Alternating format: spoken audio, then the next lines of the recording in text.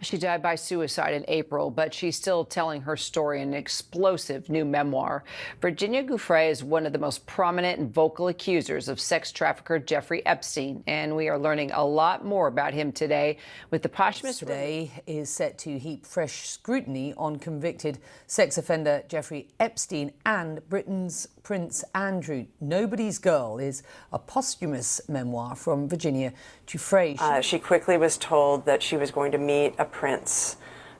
This was a young woman who... The most prominent Jeffrey Epstein accusers telling her story in her own words months after her death. Virginia Roberts Giuffre and her memoir, Nobody's Girl. More bombshells to rock the royal family. That book is out.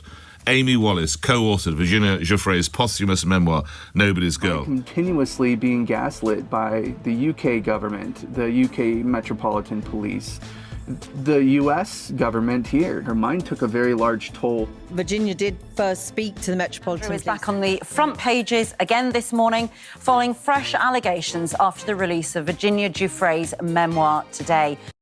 Virginia's memoir was released today, and my God, what this poor girl endured is nothing short of horrific. From infancy, her life has been one long nightmare of exploitation and abuse. She did not deserve this. No one does. Her bravery may even have led to her death. But Virginia did not cower in fear. She made the ultimate sacrifice. She did not stay silent nor fade into obscurity. She spoke up. She pulled back the drapes and let the light flood in, exposing these monsters hiding in plain sight, prancing about in high society while the self-serving sycophants of the press grovel before them, willing to do their bidding, anything for access. And folks, nothing has the Windsors quaking in their boots more than the horrific revelations of this book. Not only because it implicates them, but because it highlights something the Windsors have been escaping for far too long. Accountability.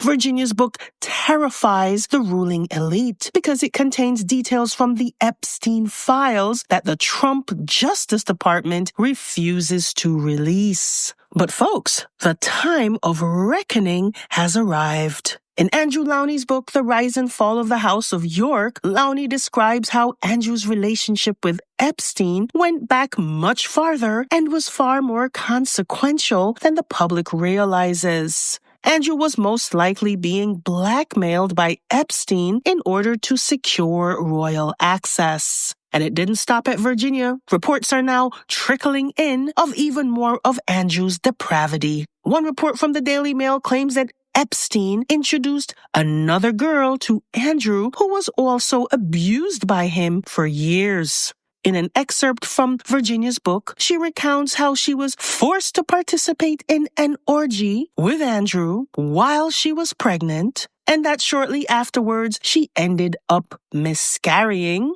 Yet the family continued to shield him, granting him royal protection and a rent-free life of ease at Royal Lodge. There was even an effort to rehabilitate his image, hoping the scandal would eventually die down. But when the announcement came over the weekend about the impending release of Virginia's book, it became apparent that the dam was about to burst. Immediately reports came in that Andrew had relinquished all his titles. Later, however, it soon became apparent that he still actually retains those titles, but that he simply would no longer use them. There was still no word from the firm or the police about the possibility of Andrew being charged for his crimes against Virginia and others. And yet they continue to make excuses for them. Members of Parliament who claim to care about children meekly accepting the royal family's quote-unquote punishment, which is really no punishment at all. I think the right thing as a government minister to say this is a matter for the royal family. I think it's the right thing that, I think so. It's right that Prince Andrew has relinquished his titles. I think the royal family will have to make its own decisions about sort of what, if anything, what other steps might be taken. But I think it is a matter for them. I think we agree and support the decision that the royal family and Prince Andrew have taken and the recent announcement that they've made. But I think in the specific case here about what the royal family have done, we believe that's the right course of action. I think we've seen the right course of action in terms of what the royal family have done so far. Did you hear that, folks? She trusts whatever the family chooses to do. It's good enough for her. But for an increasing number of the British public, it isn't good enough at all. Virginia's sacrifice has awakened the public from their centuries-long Stockholm syndrome. And nobody is more aware of this than the royal family, because it is clear that the Windsors are in a panic.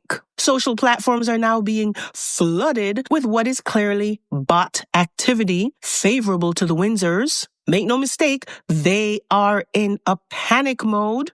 They know that the public is increasingly getting angrier and angrier and calling for accountability. But they still refuse to hold any member of this family accountable. Rex non potest bacchare originated in English common law and is based on the idea that the king cannot commit a legal wrong. This is an ancient constitutional principle that the sovereign is above the law. It dates back to medieval common law, and it means that the monarch can neither be prosecuted nor sued in civil or criminal court. Remember, folks, it was a U.S. court that ordered Andrew to pay the £12 million in restitution to Virginia. The monarch's person is considered sacrosanct and inviolable. The state acts in the name of the monarch, but the monarch themselves cannot be held legally liable. So in short, King Charles III cannot be arrested, prosecuted, subpoenaed, or compelled to testify in any UK court.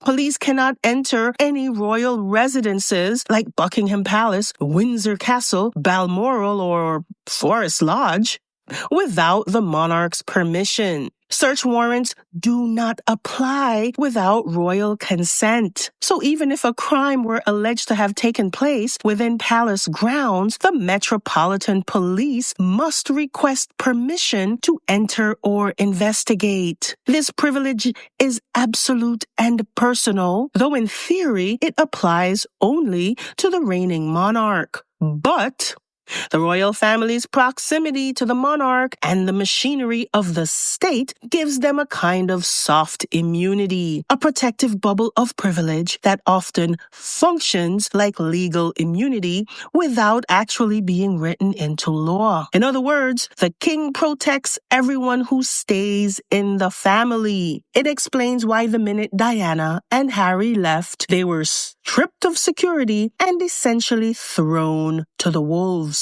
This has to stop.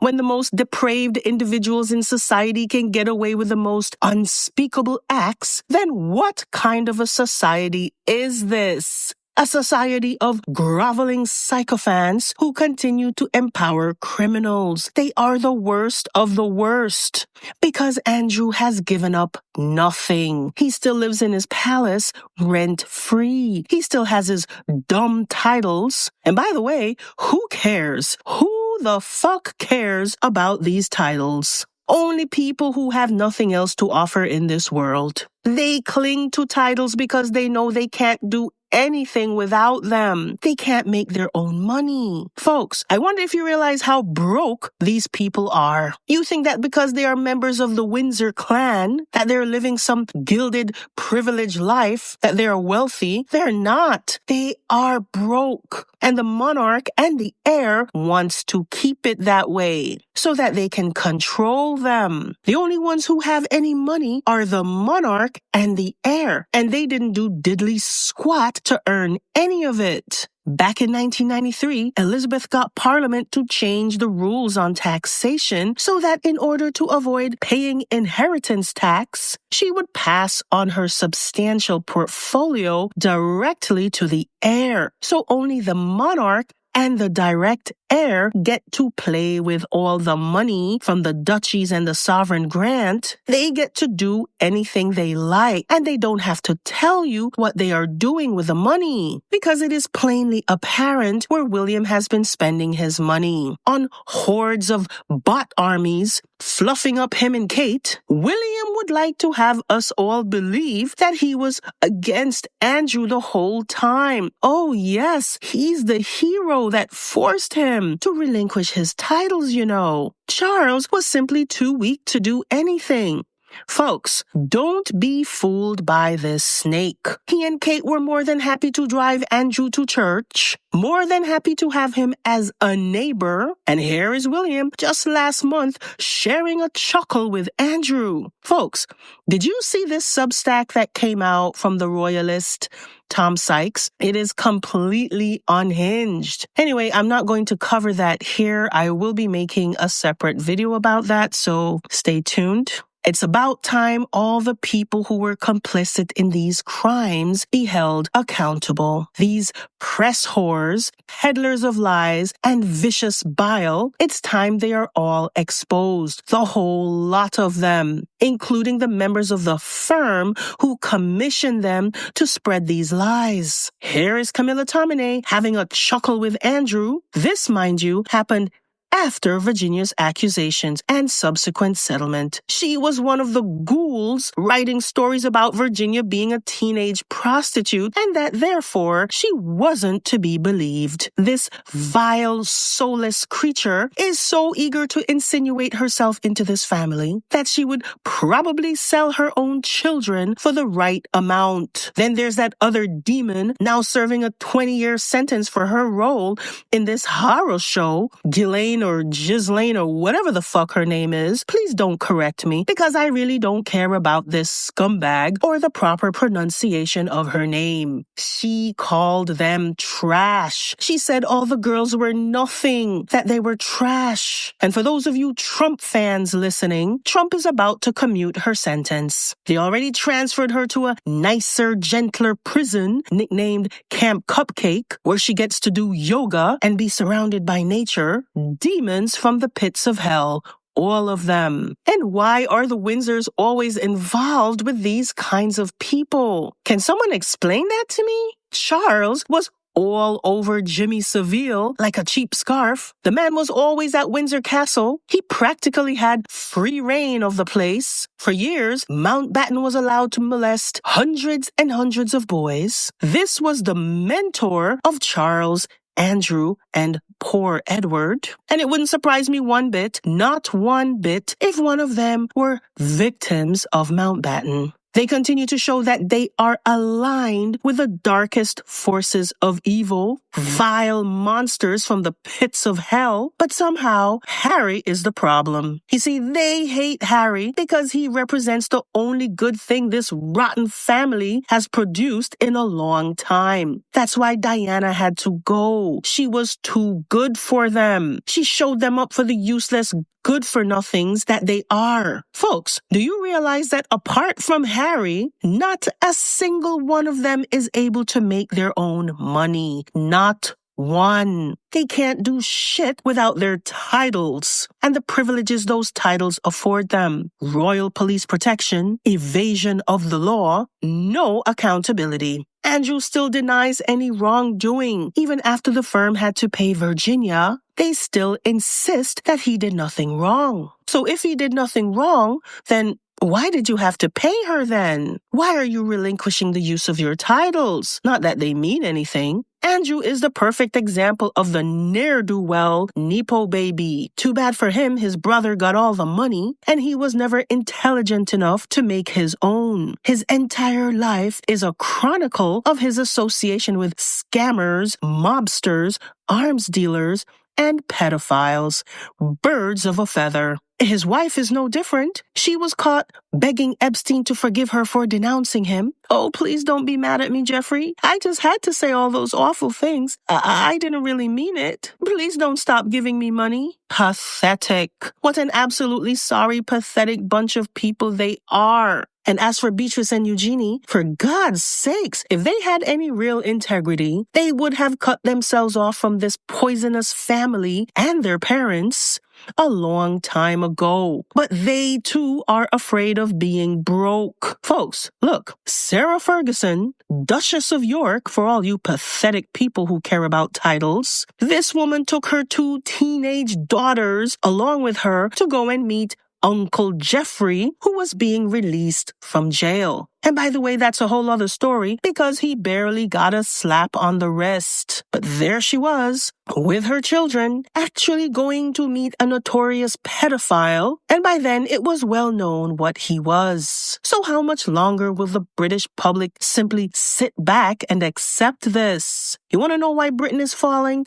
It has nothing to do with immigrants and has everything to do with a government that for centuries has chosen to align themselves with the corrupt elite and a public that meekly accepts it. That's right. If you have the proper title, then you can get away with anything. Graping children, sucking up millions in taxes that you did nothing to earn, and the public will insist not on accountability, but on how well you can curtsy to them. It's absolutely pathetic what Virginia did by coming forward, choosing to go public, exposing the rotting, stinking pile of corruption that is the ruling elite is an act of bravery that should never be forgotten. Anyway, folks, look, if I continue to issue my feelings about these people, this video might go on for hours. So let me just stop here. And by the way, check out this video I did on Virginia some months back. I am working on a follow-up right now about William and his unhinged article that he commissioned to the Royalist. So stay tuned for that.